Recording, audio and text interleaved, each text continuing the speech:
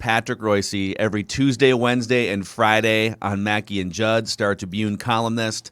So, Pat, I don't know how much of the Twitter drama you caught months ago, back in like February, March, but Everson Griffen tweeted and then deleted several months ago, Kirk Cousins is ass, and a couple other things. And we're sitting here about 3 weeks into training camp, and the Vikings reportedly, according to our Doogie, are bringing Everson Griffen in for a workout today. What is the first interaction going to be like when Everson runs into Kirk Cousins for the first time at the Vikings practice facility? Well, first he's going to be greeted by Coach Zimmer, who's going to say he agrees with him. So, which should be a That's precisely why we brought you in for a workout. Comfortable situation. I don't know. You know what? We always worry about these dust ups, and these guys are so involved in themselves that there's what is this going to be a distraction? We're always worried about distractions. Now, not being vaccinated and not being able to play, yes, that's a distraction. But I suppose that Griffen will come over and say something to him, and they'll have a chuckle, and that'll be the end of it. That would be my guess. So why do we need Everson? Are we shorthanded there? Are we signed all these guys in the offseason? What happened here? Because you can never have enough defense, Pat.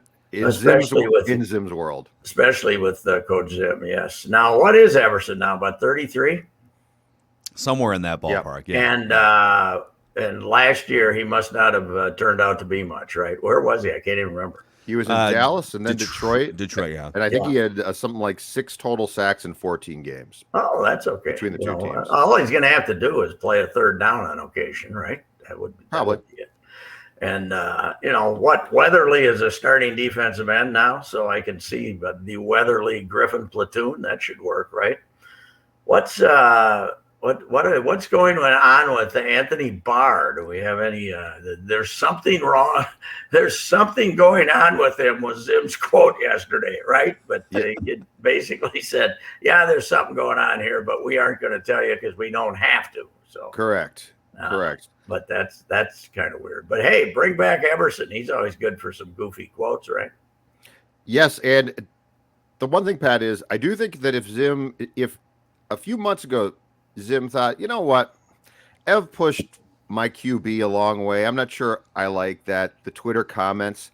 I think now Zim is saying, you know what, I don't care about my QB.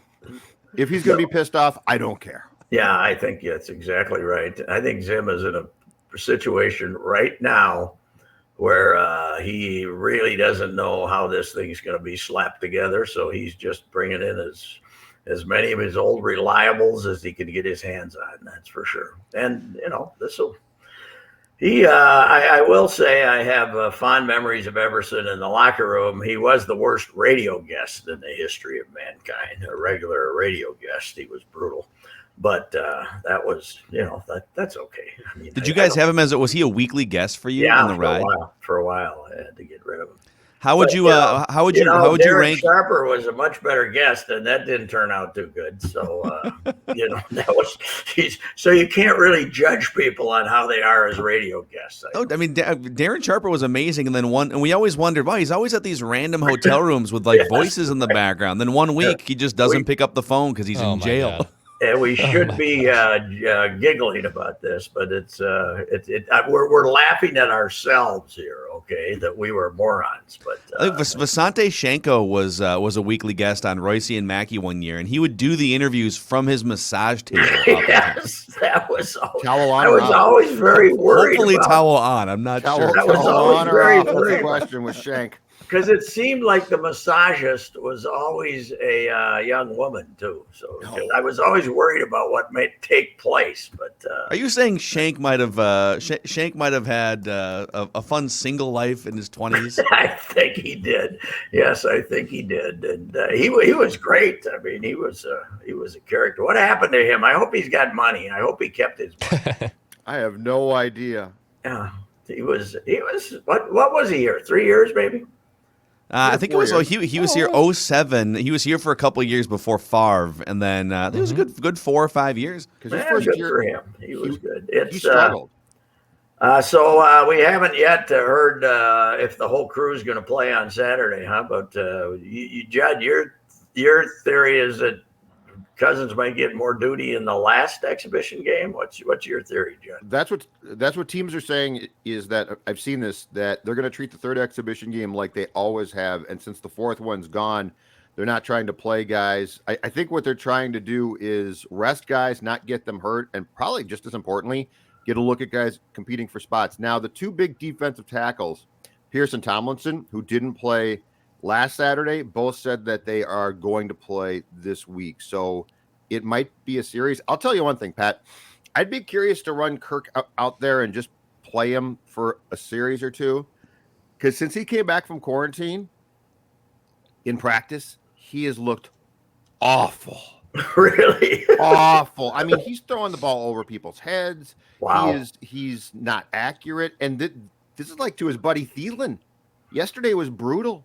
I pray for Kirk. I'd hate to hear that crowd if he comes out and stinks it out right off the bat. What do you guys think about the? Most of them were playing their games on Thursday. In fact, everybody was playing their games on Thursday in that last week, so they could have 10 days off. Does the fact that it's 2 weeks before they play a game?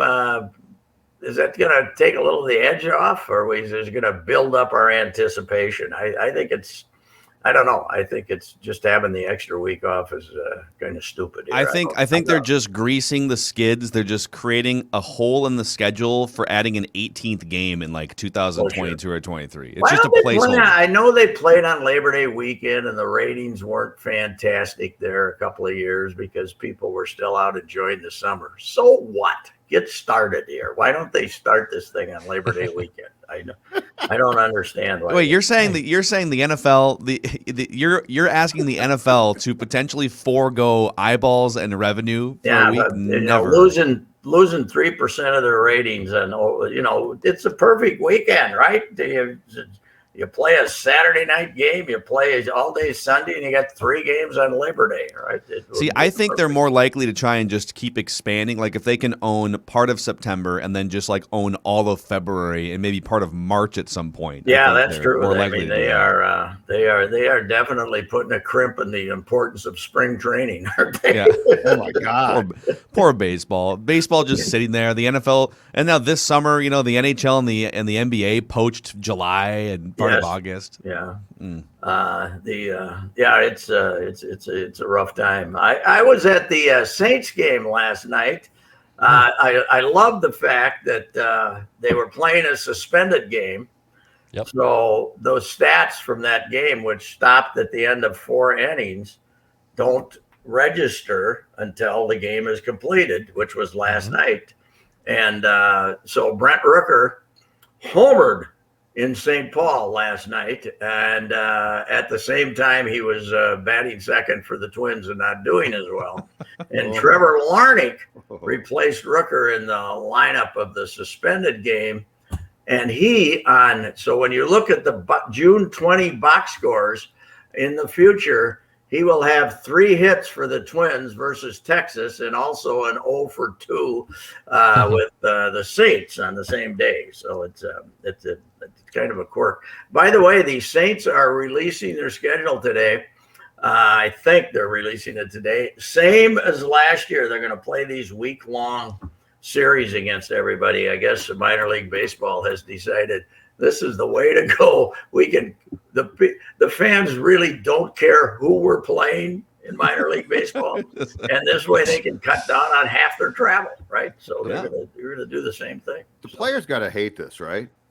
Playing the same team? I don't think so. I mean, if you get to St. Paul and you get to stay a week, you don't have to get on a bus and go to where, if they're, go from Indianapolis to Columbus or something. I mean, it just basically cuts down on the travel. So I don't think the players mind it, but it's not like they have feuds with guys from the Iowa team or something. I don't think. And the other thing is the players change so much. God. You know, Sean Aronson is their PR guy over there, the radio guy, been there forever. And I was waiting for him to get a guy for me for an interview, and he was shaking hands with the newest Saint. Every day they're shaking hands with a new player over there. It's amazing. I gotta be honest. I watched a Twins game for like 30 minutes last night for the first time in about 2 weeks, and there was at least 2 pitchers in Twins uniform last night that I have no idea who they are. Never heard of them. They're just like creative players on MLB The Show or something. Well, they got a guy so I saw a guy pitching for Cleveland the other night who was Garza. And I said, I thought we had Garza. Yeah, that guy. He was a different Garza. And I thought we had Garza. Yeah, it is amazing. It's just, who the hell are these guys? You know? Patrick, he's Ralph Garza Jr., which is incredibly confusing too, because I keep from my childhood thinking of Ralph Garr. Yes. Ralph Garr was one of the all-timers. My friends who covered Ralph always loved him because he was from the same planet as Ricky Henderson, whatever that happened to be. Dusty was his guy. Dusty tried to guide him through life, apparently, to keep him somewhat grounded on Earth, but it wasn't easy, I don't think. By the way, don't worry. I was told by the broadcast last night that Bailey Ober is one step away from competing for Cy Young Award votes. So. Yeah, well, he's throwing good.